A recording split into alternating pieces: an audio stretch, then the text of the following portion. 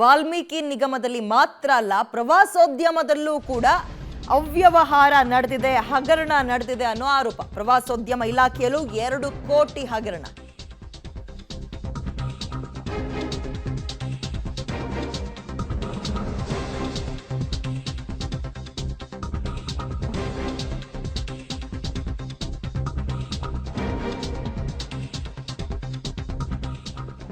IDBI bank ಖಾತೆಗಳ ಮೂಲಕ ಅಕ್ರಮವಾಗಿ ಹಣ ಟ್ರಾನ್ಸ್ಫರ್ ಆಗಿದೆ ಅನ್ನುವಂತಹ ಆರೋಪ ಕೇಳಿ ಬರ್ತಾ ಇದೆ. ಬಾಗಲಕೋಟೆ ಸೆಂಟ್ ಪೊಲೀಸ್ ಠಾಣೆಯಲ್ಲಿ FIR ಕೂಡ ಆಗಿದೆ. ಪ್ರಕರಣಕ್ಕೆ ಸಂಬಂಧಪಟ್ಟಂತೆ ಜುಲೈ 11ನೇ ತಾರೀಕಿನಂದು ಪ್ರವಾಸೋದ್ಯಮ ಇಲಾಖೆ ಅಧಿಕಾರಿಯೊಬ್ಬರು FIR ದಾಖಲು ಮಾಡಿದ್ದಾರೆ.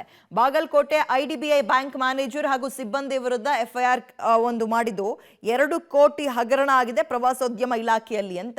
2021ರ ಅಕ್ಟೋಬರ್ 28ರಿಂದ ಹಿಡಿದು 2024ರ ಫೆಬ್ರವರಿ 22ನೇ ತಾರೀಕಿನವರೆಗೂ ಕೂಡ ವಂಚನೆ ಆಗಿದೆ ಎನ್ನುವ ಆರೋಪ. ಎಷ್ಟು? 2 ಕೋಟಿ ಅಂತ ಆರಂಭಿಕ ಹಂತದಲ್ಲಿ ಅವರು ಮಾಡ್ತಾ ಇರುವಂತಹ ಆರೋಪ. ಹೆಚ್ಚಿನ ಡೀಟೇಲ್ಸ್ ನಮ್ಮ ಪ್ರತಿನಿಧಿ ರವಿ ನೀಡ್ತಾರೆ. ರವಿ, ರಾಜ್ಯಾದ್ಯಂತ ಸದ್ಯ ವಾಲ್ಮೀಕಿ ಹಗರಣ ಸದ್ದು ಮಾಡ್ತಾ ಇದೆ. ಅದರ ಬೆನ್ನಲ್ಲೇ ಈ ಪ್ರವಾಸೋದ್ಯಮದಲ್ಲೂ ಕೂಡ ಕೋಟ್ಯಾಂತರ ರೂಪಾಯಿ ಹಗರಣ ಆಗಿದೆ ಅಂತ. ಎಷ್ಟು ಮತ್ತು ಯಾರು ದೂರು ಕೊಟ್ಟಿರೋದು, ಯಾರೆಲ್ಲ ಹೆಸರು ಮೇಲೆ ಆರೋಪಗಳು ಕೇಳಿ ಬರ್ತಾ ಇದೆ, ಡೀಟೇಲ್ಸ್ ಕೊಡೋದಾದ್ರೆ ರವಿ.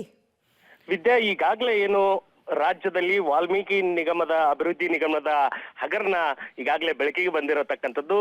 ಅದೇ ಮಾದರಿಯ ಒಂದು ಹಗರಣ ಬಾಗಲಕೋಟೆ ಜಿಲ್ಲೆಯಲ್ಲಿ ನಡೆದಿರತಕ್ಕಂಥದ್ದು.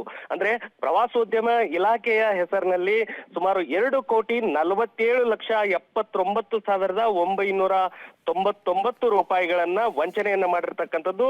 ಆದ್ರೆ ಈ ವಂಚನೆಯನ್ನ ಮಾಡಿರ್ತಕ್ಕಂಥದ್ದು ಬೇರೆ ಯಾರು ಅಲ್ಲ, ನಮ್ಮ ಹಣವನ್ನ ಏನು ರಕ್ಷಣೆ ಮಾಡ್ಕೊಳ್ಳಿಕ್ಕೆ ಅಥವಾ ಸುರಕ್ಷಿತವಾಗಿಡ್ಲಿಕ್ಕೆ ಬ್ಯಾಂಕ್ಗಳ ಮೊರೆ ಹೋಗ್ತೀವಿ ಅಂತಹ ಬ್ಯಾಂಕ್ ಅಧಿಕಾರಿಗಳೇ ಈ ಹಗರಣವನ್ನ ಮಾಡಿರ್ತಕ್ಕಂಥದ್ದು ಬೆಳಕಿಗೆ ಬಂದಿರುವಂತದ್ದು.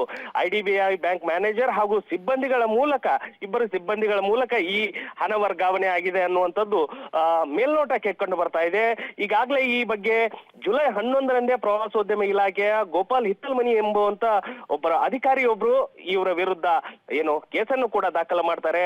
ಅಂದ್ರೆ ಸುಮಾರು DC ಹಾಗೂ ಅಂದ್ರೆ ಬಾಗಲಕೋಟೆ ಜಿಲ್ಲಾಧಿಕಾರಿ ಹಾಗೂ ಪ್ರವಾಸೋದ್ಯಮ ಅಭಿವೃದ್ಧಿ ಸಮಿತಿ ಅಧ್ಯಕ್ಷರ ಹೆಸರಿನಲ್ಲಿ ಅಕೌಂಟ್ ಗಳನ್ನ ಮಾಡಿ ಈ ಏನು ಬ್ಯಾಂಕ್ ಸಿಬ್ಬಂದಿಗಳು ಈ ರೀತಿಯ ಹಣ ವರ್ಗಾವಣೆಯನ್ನ ಮಾಡಿ ಒಂದು ಹಣ ಲಪಟಾಯಿಸುವಂತ ಏನು ಕೆಲಸವನ್ನ ಮಾಡಿರ್ತಕ್ಕಂಥದ್ದು.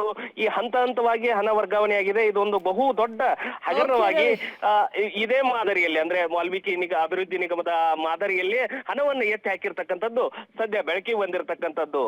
ಥ್ಯಾಂಕ್ ಯು ತಮ್ಮ ಡೀಟೇಲ್ಸ್ಗೆ. ಇದಿನ್ನೂ ಕೂಡ ಅಧಿಕಾರಿಗಳ ಹಂತದಲ್ಲಿ ಇದ್ದಂಗೆ ಕಾಣಿಸ್ತಾ ಇದೆ. ಆರೋಪ ಕೂಡ ಅಧಿಕಾರಿಗಳ ಹೆಸರು ಮೇಲೆ ಕೇಳಿ ಬರ್ತಾ ಇದೆ, 2 ಕೋಟಿ ಅಂತ. ನೋಡೋಣ, ತನಿಖೆ ಆದ್ಮೇಲೆ ಅದು 2 ಕೋಟಿನ 20 ಕೋಟಿನ ಅಥವಾ ರಾಜಕಾರಣಿಗಳ ಹೆಸರು ಇದರಲ್ಲೂ ಕೂಡ ಕೇಳಿ ಬರುತ್ತಾ ಅಂತ.